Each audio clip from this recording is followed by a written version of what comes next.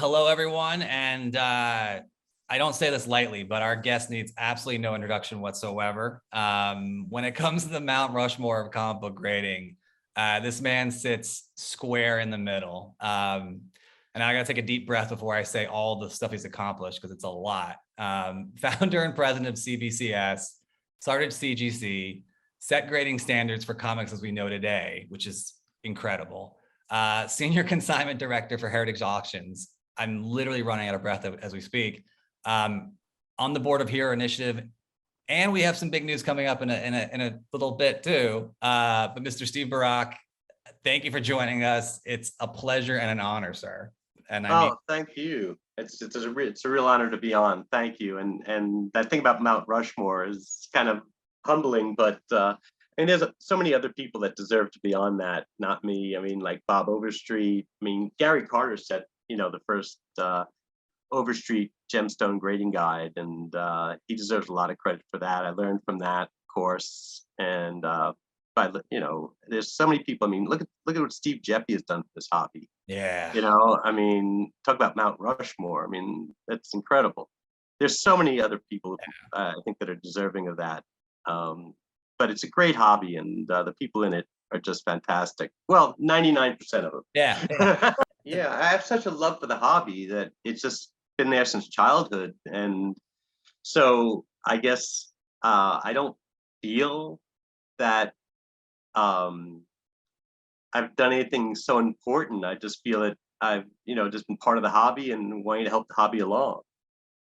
It's just a different way. You want to kind of keep your head from getting big, which is important.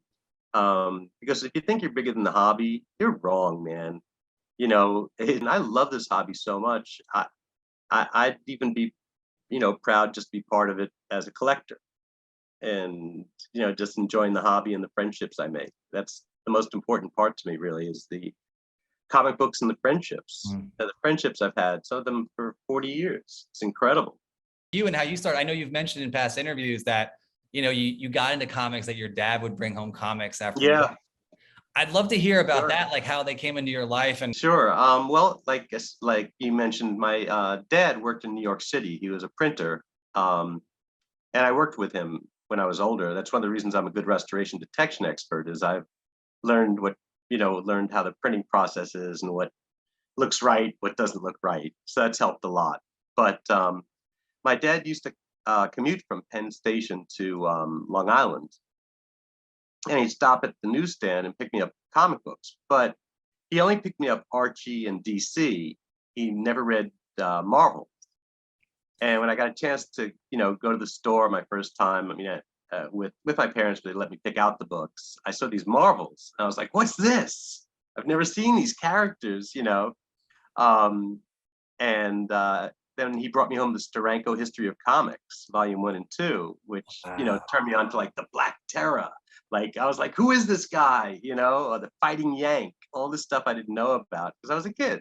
I would love to know more about like the characters and the heroes in the books that really kind of caught your attention and your eye when you were a kid, the ones that you were really kind of into that really kind of took hold of you. Yeah, well, one of the ones, of course, I guess like a lot of kids my age, because right now Spidey is everything to every kid. But Doctor Strange and the Guardians of the Galaxy, things like that. But Captain America was like one of my favorites as a kid. And I really loved him. And then as I got a little older, he evolved, or the comic book evolved. And, if you look at like number 156, he's fighting the communist Captain America and the communist Bucky. And, I was all into that. And it was so cool. It was great. Steve Englehart was writing. I think Sal Buscema was doing the artwork at the time. Just fantastic stuff. And so I got really into Captain America after the DC. The DC, I wasn't a big Superman fan. Okay, that's fair. I thought the stories that my dad was bringing home were a little, before I could read, they were great, right? And once I got to be able to read at a fairly higher level, then learning words like the ultimate nullifier from the Fantastic Four I'm this kid at school and I know the word ultimate, I know the word nullifier, and my friends don't. So the teacher thinks that I have this great vocabulary, even though I was slacking off in school. Yeah. But Awesome. the comic books really helped me learn how to read and to talk. From what I read and what I saw, you started selling comics when you were young. Like you said, you've always been into it as a Yeah. hobby. I want to know about that as like a 12-year-old Steve getting into it and kind of finding his footing in the industry almost as a professional, because that's so cool. Like, and I think that's such a I mean, look, we use a lot of words these days like prodigy and amazing and whatever, but I also think it's just really cool when someone finds their passion when they're young. And just Sure. Yeah, if it wasn't for what I comic want to books, do. yeah, if it wasn't for comic books, I'd probably be a used car salesman or something. I don't know, man. But they definitely saved my life, and made my life fantastic. But yeah, at 12 years old, I set up my first Phil Seuling show. It was called a marketplace. It wasn't called a convention or anything. And you could smell the marijuana and the cigarettes in the air and everything. It was crazy. It was the 1970s, and I was only able to afford half a table at the beginning. I had to split it with my friend Ricky Feldman, and I would just sell enough to be able to buy a comic book that I really wanted. So I was selling like modern books, fairly modern books at the time, and I'd double my money if I spent 25 cents in the book or 20 cents in the book. I sold it 40 cents, and then at the end of the show, towards the end of the show, I'd go buy Tales Suspense 57, the first Hawkeye. Something I was dying to have, because we didn't have the reprints back then. Yeah. You had Sons of Origins of Marvel Comics, here Bring on the Bad Guys. So you had some reprints, and then you had Marvel's Greatest Comics, which reprinted a lot of Fantastic Four, and you had Marvel Tales, which reprinted most Spider-Mans. The early Marvel Tales reprinted a lot of different Marvel stuff. Because you love Golden Age, and I know from speaking to you that like you've at least owned 2 Action Comics once in your life. Yes, Probably more. Only 2 Action Okay, Comics all right. that I've owned. Yeah. But when was the first Grail that you got? Like, how old were you? Like, what did you come across? What was that like? Because I mean, it's funny. Oh wow. Well, I amazing. mean, if you think about it, there's always Grails, depending on how old you are. So, like I mentioned, the Tales Suspense 57, that was a Grail for me at the time. It wasn't a Grail for anybody else, but I just really dug Hawkeye, right? And the book wasn't worth much. I think I paid $6 for it in what was called near mint condition, back then, which is probably like BF minus today or something, God. But but the cover was intact and I could read it, and it was fantastic. And then I got as I got older, I got out of comics for a little bit in my teen years. I had a well-spent, misspent youth. Followed the Grateful Dead around the country for a while and stuff like that, and then got back into it pretty heavily. And I've owned the More Fun 52, the first Spectre. I own the Edgar Church Mile High copy of it, and the Flash 1 Mile High, Flash 1 from the 40s.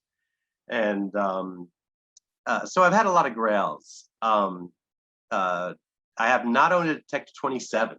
It was always too expensive.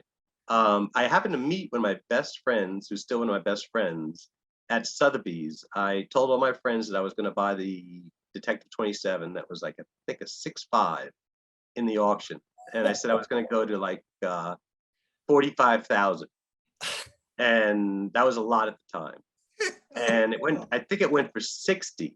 I was the underbidder. Everybody's like yelling at Sotheby's going, Borock, bid again. But some guy I didn't even know was bidding. And I was like, wait a minute, I don't even know this guy, and he's outbidding me. Well, my friend who I was hanging out with, who was buying detectives also, and kept getting blown out, goes to get his car from the garage in New York City after the auction. And he runs into this guy with a Sotheby's catalog. And he said, oh, you were at the auction. How'd you do? And the guy says, oh, I did great. And he says, well, what'd you get? He says, oh, I got these great detectives. And he said, wait a minute, I was bidding on those. He says, I don't even know who you are, and you're outbidding me. He goes, and the guy said, well, I also bought the Detective 27. And he was like, wait a minute, you outbid Borock? He was like, that was his Grail book for the day. and for the year actually. But Now that 6.5 detective, I don't even know what that would be valued at right now, like 4 or yeah, 5 I don't million even want by to think itself. about it. Yeah, You know, yeah. Sorry. yeah, that's fine. No, I mean, like I had to sell off my Action Ones. I had lost my job and I had just had a baby, so I sold off my Action One. And the other Action One I sold right after I got it. I had been paying it off for 9 months. And then I called my friend Rob Rogovin from Four Color Comics, another great guy in the hobby. And I told him I was like so happy. I was like, yeah, I got my Action One in, and I had some tear seals, and it was cleaned. Um, and he was like, "Oh, that's awesome." About 15 minutes later, he calls me back and he says, I "Do you want want to make a lot of money?" And I was like, it. "What are you talking about?" And he's like, "I can sell this for you tonight. Oh, I have a buyer for it." And I didn't know at the time, but it was Charlie Sheen. Um, and I found that out when it came across my desk at CGC and it said Charlie Sheen copy. And I was like, "Hey, Haspel," my partner at the time. yeah. I was like, "Isn't this my Action One?" He's like, "Yeah." I was like, "It's this Charlie Sheen copy." Same thing happened with the Nicolas Cage copy. The other copy I had that was brokered for me went to Nicolas Cage and it said Nicolas Cage. And I was like, "Wait a minute, this is my old book." So that was really cool to know that they ended up in good homes. I mean, like around the time that grading started, which is insane because you 2000. basically, Yeah. which is basically, it's insane when saying it to you because you basically started it. So it's like saying it to someone who essentially had like a fundamental hand in starting it. So it's like, oh, when grading started, that thing that you kind of basically did. I it's weird saying it out loud. Well, I didn't think we could even sell it when it started. What was the thought process got back Oh then? Like, my lord!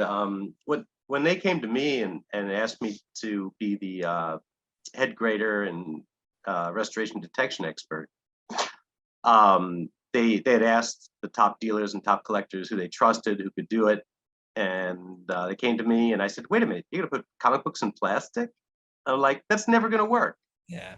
And they showed me how it works in cards and coins and how it became the good housekeeping seal of approval for buying online because everything was online. My Mhm. friends were getting ripped off on eBay like crazy. I mean, I always say it was like the Wild West. And they Really? were getting killed. I mean, they were buying books, pages were missing, the Marvel value stamp was cut out of the Hulk 181s. And, I mean, just it's terrible. Or restoration, especially, was running rampant at the time. Yeah. And undisclosed restoration. That's the problem. There's no problem with restoration or conservation. Mhm. The problem is that if you don't disclose it and you sell it for a lot more than what it's worth. Like I said, Really there's color touching, right? Like, I mean, it's so funny because I don't even know. Like, I mean, we're not gonna get into all this because I'm sure you could talk about this ad nauseum. But it's funny, there's stuff I'm still learning when I look at like, oh, minor C1 and this and that and blah blah blah. right. And like, I mean, anyone can make it look good for a photo or like touch it up. If it's not like a 0.5, something that they're just like Yeah. taping together, but you could take something and make it look a lot better. And it's Oh, just well, nowadays, I mean, the restoration is so incredible uh, that these books look perfect. yeah. I mean, to a novice, it could actually sell. And when I say novice, I should say I should take that back. I should say to somebody who's been in the hobby a while, a few years, it might actually get past them, which Mhm. is incredible. It's crazy. What was it like coming up with like again like the ground rules of this? Like obviously like you mentioned earlier. I mean, I remember this when I was a kid. Obviously you had like the fair and the near mint. You had but it was all really estimations, right? Like I mean, it Yeah, wasn't. Yeah, but yeah, and then when you really have to put it down to a science, you're like, all right, we're gonna go from this to this. right. Like Well, that's Bob daunting. Overstreet, yeah, Bob Overstreet, along with John Warren and Gary Carter, turned it more into a science. Yeah. Um, the problem with Gary was he was so smart, right, that he made 100-point system, Wow. and so it didn't really jive. So like my friend Dan Kramer and I would be grading at Sotheby's, and we had to use the 100-point system. So we used the nomenclature as VF plus, let's say. Okay. So we both happened to call it a VF plus because I'd be like, hey, would you grade that book? He's like, VF plus. I'm like, me too. What number did you give it? He's like 66. I'm like, oh, I gave it a 68. So it didn't make sense. So when certification was coming, we talked to a lot of dealers and everybody and figured out a new scale. Steve Fischler was the primary person to work on the scale that Overstreet adopted. There were some tweaks and everything, but it went to, I guess, a 25-point scale. Okay. Because you had 0.5, 1.0, 1.5, 1.8, 2.0. Actually, when I was at CBCS, we added some grades. We had 0.3 and 0.1. So if you have a page of a book, it's a 0.1 instead of a no grade, which CGC Okay. gets it. And if you have a coverless comic book, it's like a 0.3 instead of a no grade, which CBC gives it. CGC. Okay. So CBCS came up with some, or I should say I did, along with CBCS, came up with these ideas for these grades, and people love it. Yeah. They like having a number attached to their collectible. So we had to sell this to people. So we had to walk the convention floor, and some people were like, that's kind of cool. We'll give it a try, because we're giving away free grading to the dealers, like $500 worth of free grading. And some of them were turning us down. And I was like, why are you turning it down? This is free. You can always crack it out. Yeah. Just give it a try. And I said, so the way I said to them, I said, look, man, basically what you have is a horse, and I have a buggy, right? Not a buggy, sorry, a car. And why don't you put your horse in the barn for a couple of days, feed it, let it rest, and try this car.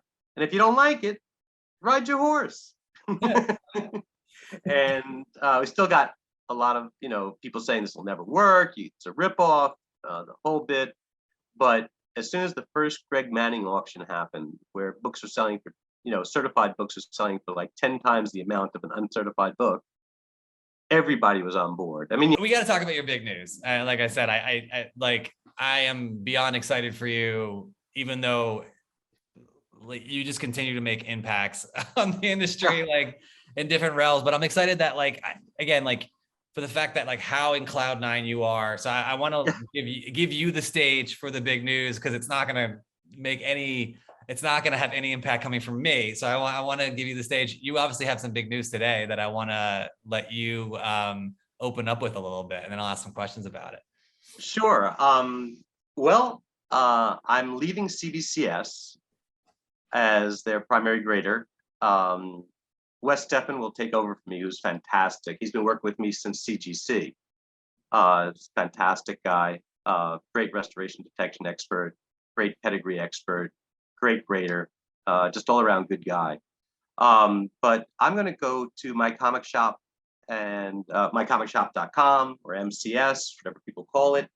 Lone Star Comics. I'm going to walk in the footsteps of Buddy Saunders, one of the first in fandom, who's just a giant of a man and just loves our hobby.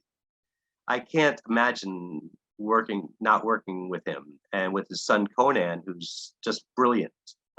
His son Conan is the programmer behind the site, and it's the top site for buying comic books in the world. They sell more. The catalog's insane. Yeah.